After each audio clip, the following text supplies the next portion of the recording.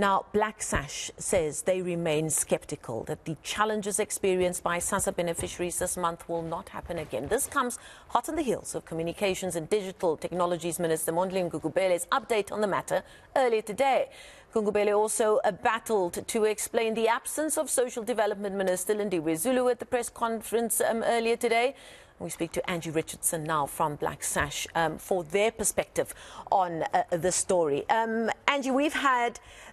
Thank you so much for your time this evening. Angie, we've had many promises made by various cabinet ministers over the last 2 weeks. We've had apologies. We've said the post bankers, the board has been cleared out. This won't happen again. What has the Black Sash made of how this crisis has been managed?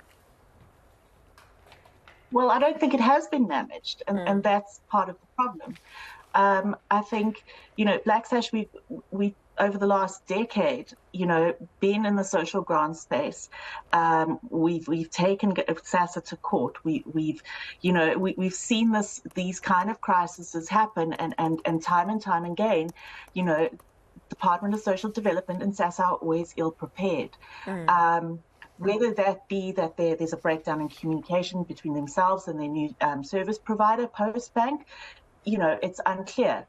And I think today's media briefing really highlighted that there really isn't a plan. And I think that if government was really going to be honest with themselves, they would at least acknowledge, this is going to happen again, but here's a plan we put in place should it happen again, and how beneficiaries are going to be supported, while it tries to fix up this Postbank system, which from the start, when Postbank took over from SAPO, at Black Sash, we've cautioned that, the Department of Social Development and Sassa didn't do a proper due diligence, and there really wasn't any kind of investigation as to do they have the capability and capacity to do the payment of approximately 26 million grants every month.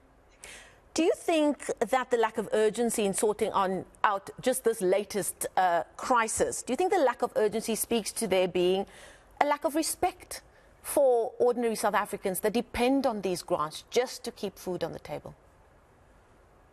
I just think there's such a huge disconnect between ministers and governments that kind of sit at the top and what's at the reality of what's happening on the ground. And I think today's media briefing, when your colleague, brought 3 beneficiaries to the minister's attention, and the minister kind of was just, oh, well, I thought you'd at least bring 1,000, 2,000, kind of intimating that 2 or 3 don't really matter, and that caused, the callousness.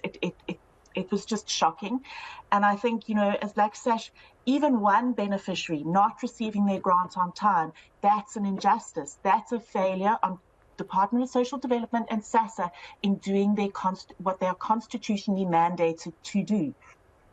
Other than just causing there to be crisis in families in terms of keeping food on the table over the last 2 weeks, this uncertainty will also cause panic now amongst these families as to whether or not they will receive their next payment, which is due in just a week or so's time.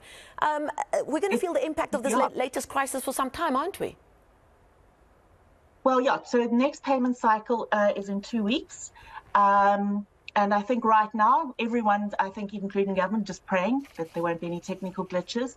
However, there are still people who haven't received their grants. I think that's quite common knowledge now.